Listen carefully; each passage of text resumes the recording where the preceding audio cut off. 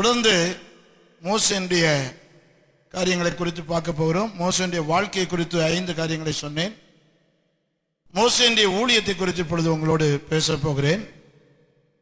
ஆண்டவர் மோசே அழைத்த போது அவர்களை எகிப்தின் கைக்கு விடுதலையாக்கவும் பாலும் தேனும் ஓடுகிற நலமான விசாலமான தேசத்தில் கொண்டு போய் சேர்க்கவும் இறங்கினேன். உன்னை பார்வோனிடத்திற்கு அனுப்புவேன் வா என்றார் என்று இருக்கிறது. முதல் பகுதியிலே மோசேயுடைய தனிப்பட்ட வாழ்க்கையை குறித்து பேசினேன்.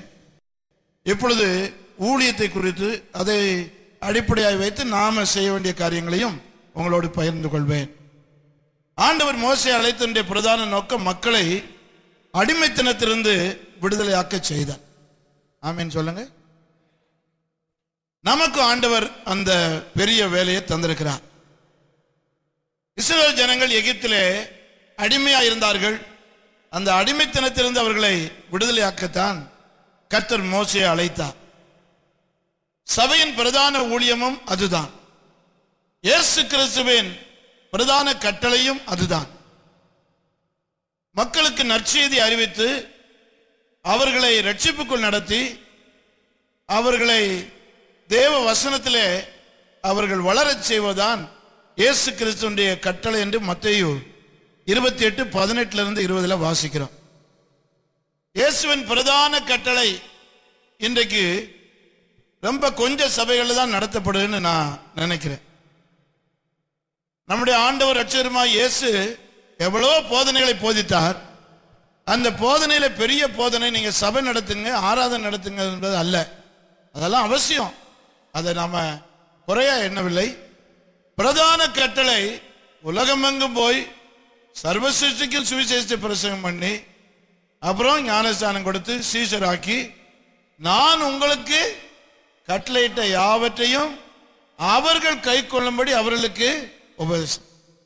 இயேசு நமக்கு என்னெல்லாம் சொன்னாரோ அத்தனையும் நம்ம விசுவாசிகளுக்கு நாம சொல்ல. அப்போ உலகமெங்கு அவங்களும் சுவிசேஷம் அறிவிக்க போனோம்.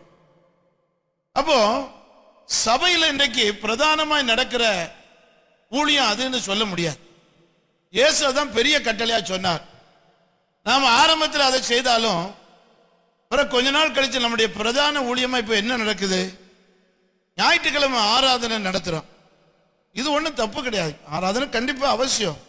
நான் அதை மட்டுப்படுத்தி சொல்றதுக்காக சொல்லவில்லை. நிறைய சபைகளில் இதுதான் மெயினா நடக்குது.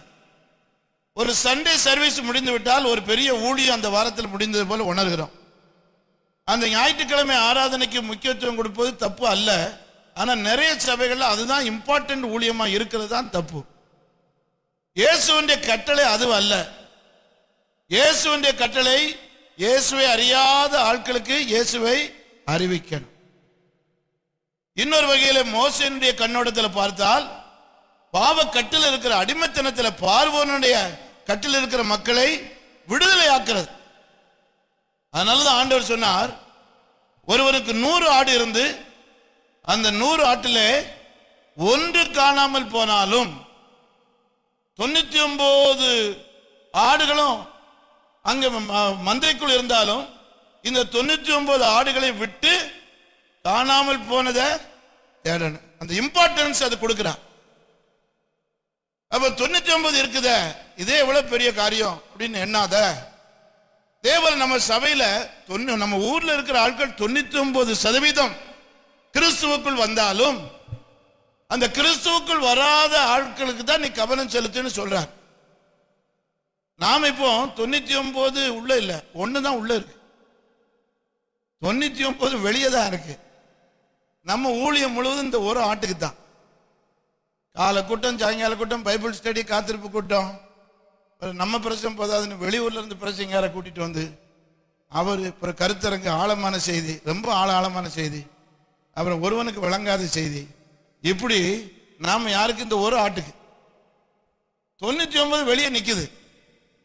இயேசு சொன்னா 99 உள்ள இருந்தாலும் நீ அதை தேடிப்போ. அந்த சுவிசேஷ அறிவிப்பதனுடைய அவசியத்தை கர்த்தர் உணர்த்துறார். உள்ள இருக்கிற ஆட்களை குறித்து அவர் அலட்சியமா என்ன வந்துட்டாங்க, ரட்சிப்புக்குள்ள வந்துட்டாங்க. இவங்க திரும்ப திரும்ப பிரசங்கம் கேட்கிறாங்க. அது வேற கண்ணோட்டத்தில். பரலோகம் எப்போ சந்தோஷப்படும்? ஞாயிற்றுக்கிழமை ஆராதனை நடத்தி நாம 4 பாட்டை பாடிட்டு 5வது பாட்டுல இப்போ வாரும் இறங்கி எப்போ 9க்கு ஆரம்பிச்சு 10:30 பாடுறாரு. இப்போ வாரு. எப்போ இவ்வளவு நேரம் எங்க போனாரு? இப்போ வாரும் இறங்கி வாரும். என்ன எங்கேயோ மேல உட்கார்ந்துருக்க மாதிரியும் நாம இதுதான் பாடிக்கிட்டு இருக்கோம். ஆண்டவரை சந்தோஷப்படுத்துன்னு சொன்னா இந்த ஆராதனையில எல்லா விசுவாசிகளும் போழ்ந்தாலும் சந்தோஷமா இருந்தாலும் ஒரு பாவி மனம் திரும்பும் போது வேதம் சொல்றது பரலோகம் களி கூறுகிறது. கைகளை தட்டி ஆமென் சொல்லுங்க. பரலோகம் களி கூற பண்ணணும். நம்ம சபையில ஒரு பாவி மனம் திரும்பணும். ரட்சிக்கப்படுகிற கர்த்தர் அனுதினமும் சபையில சேர்த்து பின்னால நான் அது வருவேன். இப்போ சுவிசேஷ அறிவிக்கிறது தான் நம்ம சபையினுடைய மெயின் ஊழியமா இருக்கணும். மனசுல வச்சுக்க. சுவிசேஷ அறிவிக்கிறதா நம்ம சபையில், மற்றதெல்லாம் அப்புறம் நடக்கட்டும். நமக்கு இப்போ அப்படி இல்லை. இயேசு கிறிஸ்துவின் பிரதான கட்டளைன்னு உங்களுக்கு எனக்கு தெரிஞ்சதை நாம great commission is great omission. அதுதான் கிரேட் கமிஷன். அது அவருக்கு சொல்லியிருப்பார். எனக்கு அது இல்லை மெயின்.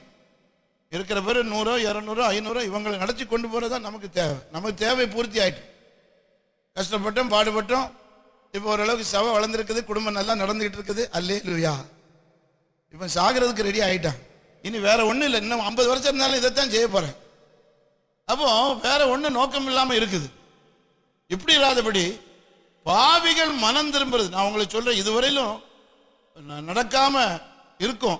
அதனாலதான் உங்களுக்கு மறுபடியும் சொல்றேன். இதை மெயினா வைங்க. நீங்களும் அதை செய்யணும், விசுவாசிகளும் அதை செய்ய வைக்கணும். போன வாரம் பிரசங்கம் கேட்டாங்க, இந்த வாரம் பிரசங்கம் கேட்கலாம், தொடர்ந்து கேட்டுட்டே இருக்காங்க.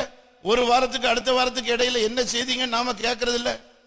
நாம என்ன நினைக்கிறோம்? சபைக்கு உண்மையா வந்து தசமாம் கொடுத்து அவன் ஒன்றும் பிரச்சனை பண்ணாம இருந்தா அதுதான் நல்ல விசுவாசின்னு நினைக்கிறோம். அவன் ஒரு வேலையும் செய்ய வேண்டாம் ஐயா, இடைஞ்சல் பண்ணாம இருந்தா போதும். ஏன்னா மற்றவெல்லாம் இடைஞ்சல் பண்ணிக்கிட்டு இருக்கான். இவர் நல்ல விசுவாசி, என்ன செய்யறான்னு கேட்ப, வருவாரு போவார். ரொம்ப கோயத்தான ஆளு, வருவாரு போவாரு அப்படின்னா இல்லாம போனாலும் பரவாயில்ல தானே. நம்ம அப்படி இல்லாம போனா காணிக்க வராது. அப்படி இருக்கணும். ஆனா அவர் ஒன்றும் செய்யப்படாது. பாஸ்டர்ஸே அப்படிதான் வச்சிருக்காங்க. ஊழியம் என்னுடையது, 2000 முழம் தூரம் இப்படின்னு நாம எண்ணிக்கிட்டு சபை நடத்துறது நீங்க நடத்துங்க. ஆனா சுவிசேஷ வேலை எல்லாரும் செய்யணும். சுவிசேஷ வேலை தான் நம்பர் 1ன்னு எந்தெந்த சபை இருக்குதோ அந்த சபை தான் வளரும். நீங்க பிற ஆழமான செய்தி போகலாம். நான் கேரளாவுக்கு அடிக்கடி போறேன். ஏன்னா அங்கேயும் நான் தலைவராக இருக்கேன். கேரளா பிரசங்கர் மாதிரி உலகத்தில் பெஸ்ட் பிரசங்கர் கிடையாது. ஆழமான செய்தின்னு பண்ணான்னா ரொம்ப ஆழமா போ. நான் அங்க போய் சொன்னேன், தலைமை போதவர்கள், அனுபவம் உள்ள போதவர்கள், நீங்கள் மனம் திரும்புங்கள். நான் இதை கடைசி கன்வென்ஷன்ல தான் பேசுறேன். நீங்க அடுத்த இடம் என்ன கூப்பிடுவேன்னு நினைச்சா இப்படி பேச மாட்டேன். இது கடைசி கன்வென்ஷன் வச்சுக்கிட்டு தான் பேசுறேன். நீங்க மனம் திரும்புங்க. 50 வருஷம் ஊழியத்தில் இருக்கீங்க, மனம் திரும்புங்க. சண்டைகளும் பூச்சலும் குழப்பங்களும் சபைகளில் வச்சுக்கிட்டு ஆராதனை வந்தவுடனே அந்நிய பாசை எங்க இருந்தா வரும்? நமக்கு ரொம்ப ஆச்சரியமா இருக்கு. காற்று எந்த இடத்துல இருந்து வந்து எந்த இடத்துக்கு போகணும் தெரியாது. இந்த அந்நிய பாசை அதே மாதிரி தான், எப்படியோ வரும் போகும். அந்த பிசினஸ் மீட்டிங் வந்தாச்சுன்னா சண்டைக்கு ரெடியா இருப்பான். அவன் வரைஞ்சு ஒவ்வொருத்தனுக்குள்ளேயும் கம்யூனிஸ்ட் ஆவி இருக்கு. நான் ஜெர்மனிக்கு பல தடவை போயிருக்கேன். ஜெர்மனியில பார்த்தா எல்லாருக்குள்ளயுமே ஹிட்லர் ஆவி இருக்கு. நான் சொல்லியிருக்கேன், ஒவ்வொருத்தனுக்குள்ளேயும் ஹிட்லர் ஆவி இருக்குப்பா. உருன்னு இருப்பான், பேசவே மாட்டான். தமிழ்நாட்டில் இப்படித்தான். ஆராதனைகள் இருக்கும், அந்நிய பாஷை பேசுவான், எல்லாம் செய்வான்.